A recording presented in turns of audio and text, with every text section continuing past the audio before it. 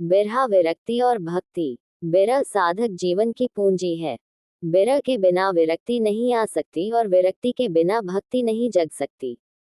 बिरह विरक्ति और भक्ति की पावन त्रिवेणी में स्नान कर ही साधक अपने इष्ट त्रिलोकी नाथ को का सकता है। बिरहा व्याकुल साधक के मन में उनके एकनिष्ठ इष्ट के प्रति एकांतिकी निष्ठा और श्रद्धा पैदा करता है, और साथ ही साथ यह जगत मोहनी मायावी आकर्षणी भाव के प्रति अनन्य मंशा पैदा करती है, जिसके फलस्वरूप संचित प्रबल मान शक्ति इष्टाभिमुखी हो उठती है। साधक उस प्रवेगात्मक तीव्र मनोगति से ब्रह्मधाम में शाश्वती शांति लाभ करता है। साधक के जीवन में बिरह लाभदायिनी है। साधना पथ में प्रेम की प्रबलता और विरक्ति की बहुलता जैसी नदी का प्रवाह सागर की ओर है। यदि उसके प्रवाह में विच्छेद न लाया जाए, अर्थात यदि नदी से नहर न निकाल कर उसकी धारा प्रवाह एक लक्ष्य सागर की ओर रहने दिया जाए, तो धारा प्रवाह प्रबल हो जाती है, उसकी गति द्रुत हो जाती है और प्राण देवता से प्रेमालिंगन कर चिर विश्राम चिर शांति प्राप्त कर चिदानंद हो जाती है। उसी प्रकार साधना काल में बिरह जागृत हो गई तो साधना की गति द्रुत हो जाती है और साधक प्रपंचात्मक जगत से विरक्त हो साधक परमात्म सत्ता को प्राप्त करता है। बिरहा और विरक्ति के कारण मन शक्ति सरलाकार हो गंतव्य लक्ष्य की और तीव्र प्रवाह से त्वरित हो उठती है। साधक हृदय का आवेग एकमात्र इष्टाभिमुखी हो जाता है, उसे पर माया का कोई प्रभाव नहीं पड़ता। वहां तो मात्र अपने इष्ट मिलन की बेचैनी है। विरह ही साधक का जीवन है। मिलन में तो अस्तित्व बोध का अभाव है। जब बिंदु सिंधु से मिलकर एक हो जाता है, उसे अस्तित्व का भान कहाँ, अभिमान कहाँ। किसी ने इसी संदर्भ में कहा है, मिलन अंत है मधुर प्रेम का और विरह जीवन है। विरह में इष्ट मिलन की बेचैनी है, तड़पन है, और है विहवलतालता। विरहाग्नि की प्रज्वलता एवं प्रचंडता पर ही जगत विरक्ति गहनता निर्भर करती है और विरक्ति की गहनता पर ही भक्ति की महानता सुशोभित होती है। वहीं पर परमात्मा के प्रति ज्योति प्रज्वलित हो उठती है। अज्ञान का नाश होता है और ब्रह्मत साक्षात्कार का लाभ होता है, जो मानव जीवन का चरम और परम लक्ष्य है। विरह में विरक्ति छिपी रहती है और विरक्ति में ही भक्ति साधन सिद्ध होती है। विरह ही केवल भक्ति का सोपान है। इसी सोपान पर अग्रसर हो भक्ति साधक वासना की बेड़ी को अपने पदाघात से चूर चूर कर ब्रह्मधाम में प्रवेश कर अपने भगवान को प्राप्त कर लेता है। यही बिंदु का सिंधु से मिलन सिद्ध होता है।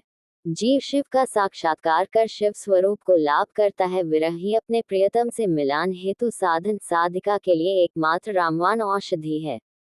बिना विरह के विरक्ति असंभव है और बिना विरक्ति की भक्ति मिथ्या मात्र है। विरह जीवन में चेतना प्रदान करती है। विरह जीवन में जागरण पैदा करती है। विरह अंतःकरण में एक टीस पैदा करती है, दिल में दर्द पैदा करती है। प्रियतम के प्रति भक्त कवि दादो कहते हैं, विरह जगावे दरद को, दरद जगावे जीव, जीव जगावे सुरती कौन, पंच पुकारे पीव। विरह जीव में बेचैनी पैदा करती है। अपने इष्ट से मिलन हेतु रामकृष्ण परमहंस अपनी माँ से मिलन हेतु बेचैन रहते थे। माँ की याद में संसार का उन्हें स्मरण मात्र भी नहीं रहता था। माँ मिलन की विरह ज्वाला में हुई विरक्ति की अंतिम पराकाष्ठा पर पहुंच चुके थे। यहाँ तक कि संसार की सुधि तो अलग रहे, उन्हें अपने तन की भी सुधि नहीं रहती थी। माँ की स्मृति ने उनके मन में संसार के प्रति विस्मृति पैदा कर दी थी। उन्हें दुनिया का कुछ भी भान नहीं रहता था। संसार का सुध बुद्ध का बोध नष्ट हो गया था। वे अपने आप में ही खोए रहते थे। उन्हें दिन रात का कोई ज्ञान ही ना रहता था। जब शाम को मंदिर में आरती की घंटी बजती तो उन्हें ये भान होता कि अब दिन का अंत हुआ।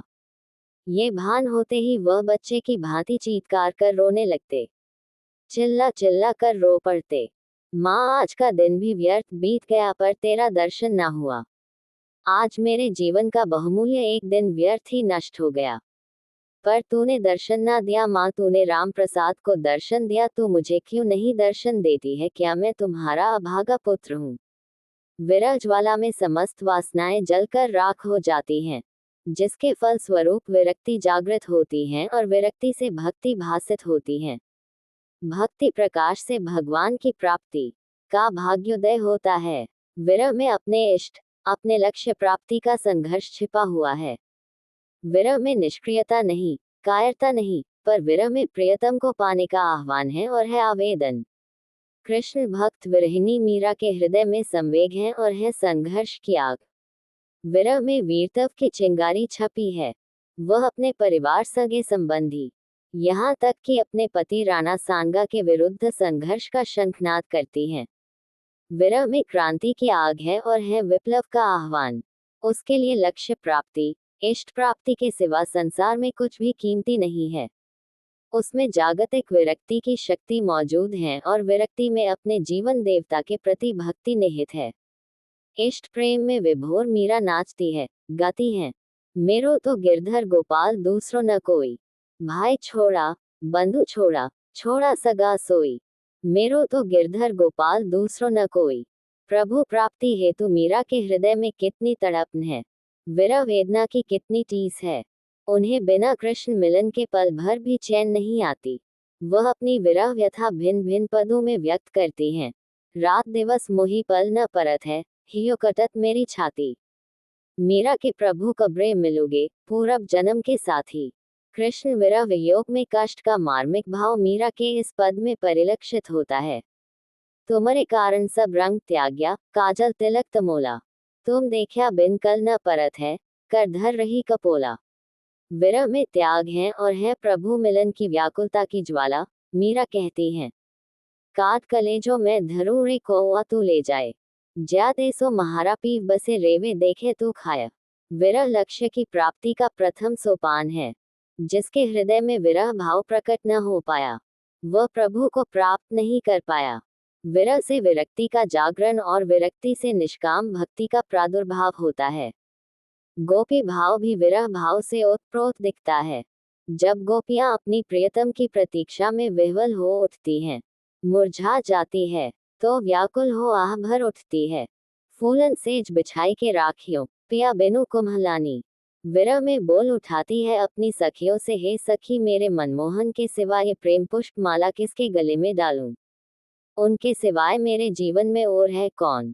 कवि श्री अशरफ मोहम्मद जी ने प्रेमिका गोपी की भावना को बड़े ही सुंदर ढंग से अपनी कविता में चित्रित किया है। गोपी कहती हैं, किसको दूं ए सखी मैं अपने मन की यह जयमाल, कब आएगा फिर वह मेरा मोहन मुरली वाला।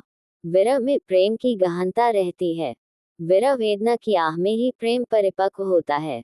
प्रेम की परिपक्वता में ही परमात्मा की प्राप्ति सिद्ध होती है, क्योंकि वहां विरक्ति की वैराग्य शक्ति निहित रहती है। मीरा की विरही हृदय में विरक्ति पैदा होती है और वह कब उठती है? आंसुओं का हार तुमको दे सकूंगा, प्राण केवल प्यार तुमको दे सकूंगा। तुम नयन में हो, तुम ही अंतःकरण में, स्वप्न में तुम ही हो जागरण में। जहाँ आसक्ति है वही बंधन है और जहाँ विरक्ति है वही मुक्ति है और भक्ति है। भक्ति जब जाग जाती है तो परमात्मा भक्त की सारी आवश्यकताएं खुद पूर्ण करते हैं, क्योंकि भक्त उनके शरणागत में जो है। भक्त का सारा भार भगवान का उत्तरदायित्व हो जाता है। भक्त कहते हैं, मैं क्या उनकी साधना और तपस्या कर सकता हूँ? ये तो एक बहाने मात्र हैं। प्रभु तो खुद मेरे ऊपर हेतु की कृपा बरसा रहे हैं।